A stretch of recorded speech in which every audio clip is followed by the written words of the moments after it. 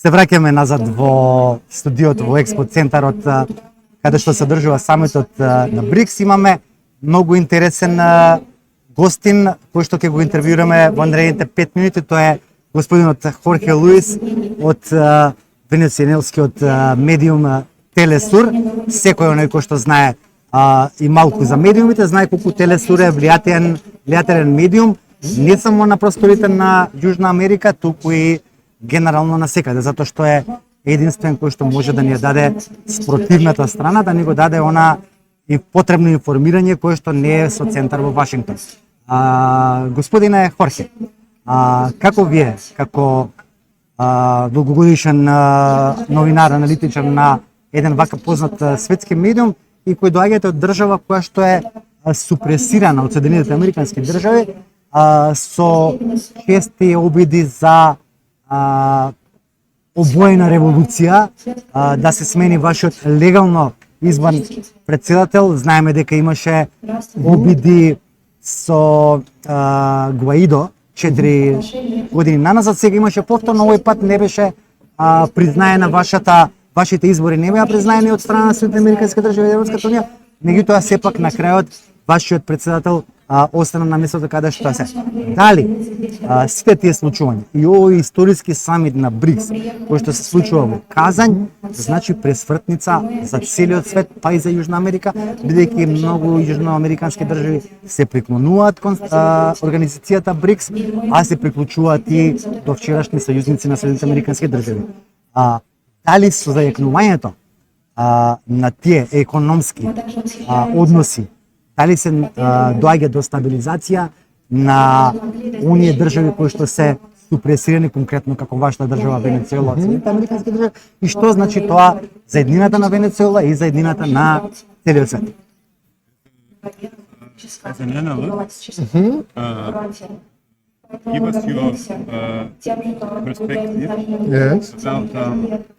about BRICS, having in mind the United States of America have their own global, let's say, society that they want to influence upon other countries, especially upon Venezuela as well. Do you think that BRICS will be the organization that will change all of this in the world and that will bring about for the other, let's say, countries in the world to guide their countries towards better life and to be freed of this suppression that the United States and the other, let's say, Western countries want to afflict upon countries like and Macedonia and Venezuela and other similar countries? Will this be the freedom for those countries, according to you? Let's paint the picture in a very simplistic way. We're talking the global north. And the global north for centuries through capitalism were running the world in a colonial world. And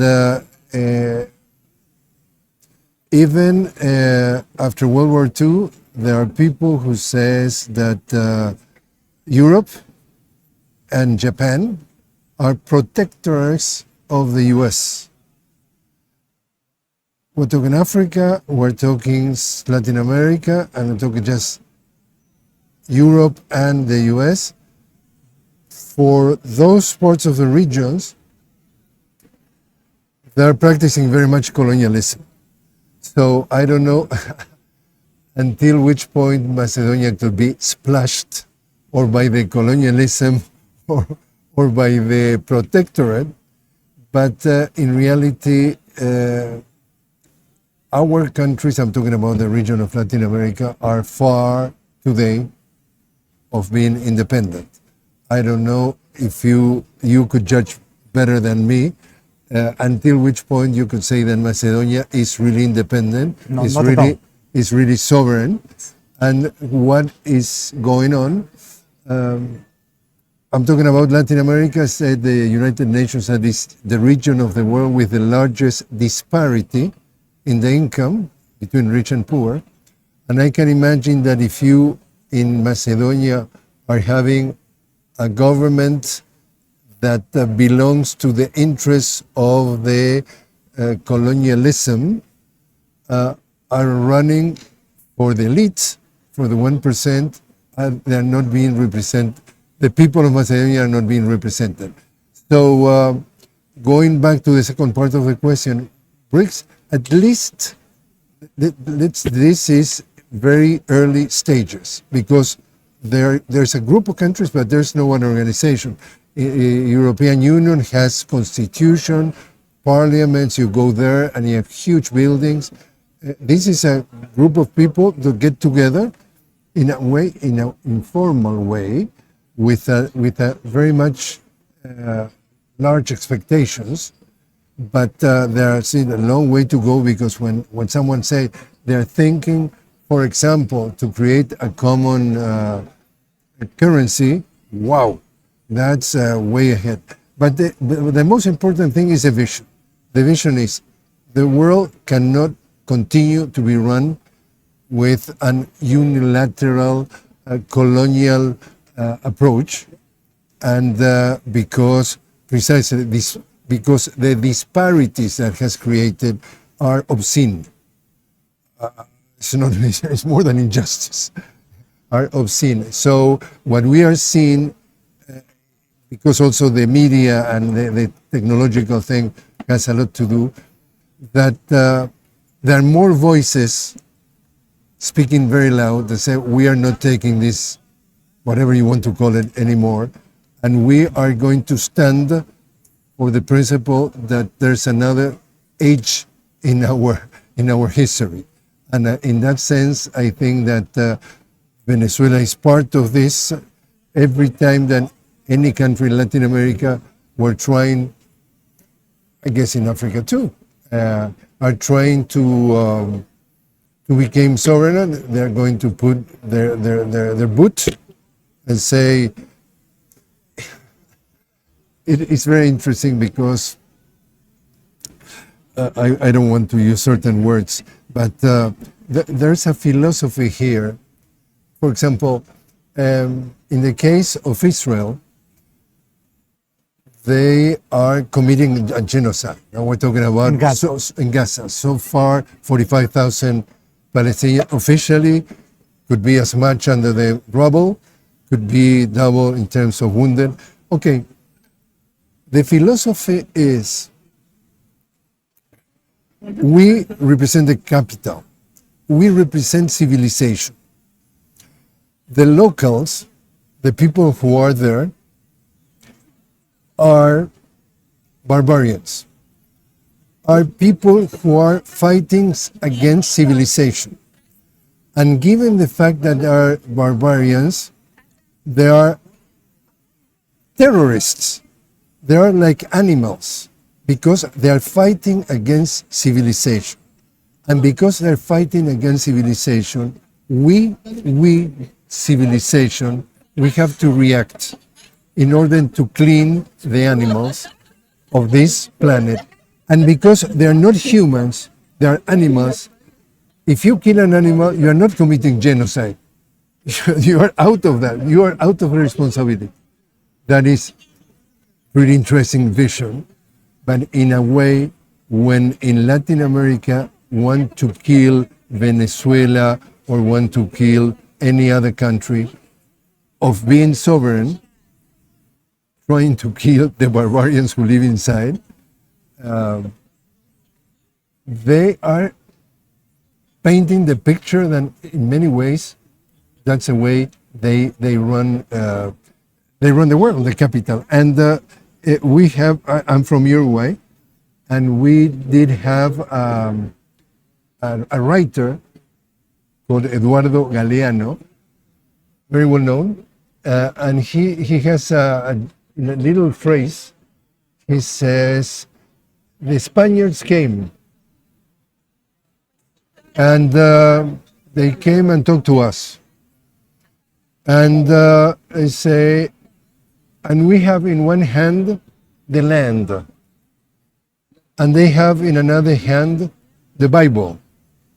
And they say, the Spaniards, let's close the eyes and pray, And he said, few minutes after we finish to pray, we open our eyes and they have our land and we have their Bible.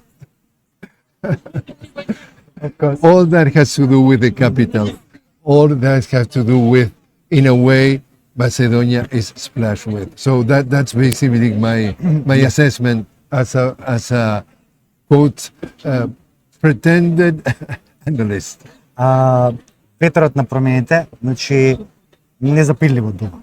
Она што боливарските држави, како Венецуела, Еквадор, Куба, претходно со Че Гевара и со Фидел Кастро, го почна, веќе се шири низ цела Јужна Америка, ветерот ја зафаќа дури и Аргентина сега, Бразил претходно. Во Европа исто така се случува отпор. Еве, најеклатантно е спроведуван од Виктор Орбан и од словачкиот премиер Роберт Фицо, кој имаше нели обид за атентат, неуспешен за среќа. Дали ова значи за крај на нашето интервју, дали ова значи дека во догледно време се повеќе и повеќе земји не само од Латинска Америка, туку и од Европа, па и од остатокот од светот, Азија и Африка, ќе се охрабрат и веќе ќе се приклучат нели кон овој слободарски боливарски дел од светот и еднополарниот свет, unipolar world, will be past, ќе биде крај и мултиполарниот свет, multipolar world will come, ќе дојде нели на сцена каде што сите земји во светот ќе конечно ќе заживеат и ќе можат да дишат полно со суверенитет во себе, во своите држави и со полна слобода. Wind of change is blowing. As we can see, there are many changes in the South American countries. They are grouping each other. And now we can see Cuba is trying to be a part of BRICS as well. This is also taking part in Europe, where we have Hungary and Slovakia with their prime ministers opposing the European Union in some of their politics and policies, Orban and Fico. Do you think that what is taking place now with BRICS, that this is the wind that countries need to free themselves from the world that we know today? And will this be the wind that will bring change and make the world a better place to live in for all of these countries? Yes, I do. Yes, I do, and I think that this is a big hope. It's our big hope. And again, justice sooner or later has to prevail. And so I think that in many ways, all the countries of the BRICS, given their differences, they have the common denominator of the pursuit of justice, improved quality of life, freedom, and basically this is a bet that we have for the future. So basically that's it. One of the things that this bet has, and it's an uphill battle, is the geopolitical force of the mass media. So it took me some time to get the sense of it was an American civil rights activist called Malcolm X, and he had a phrase that was, for me, was saying it all.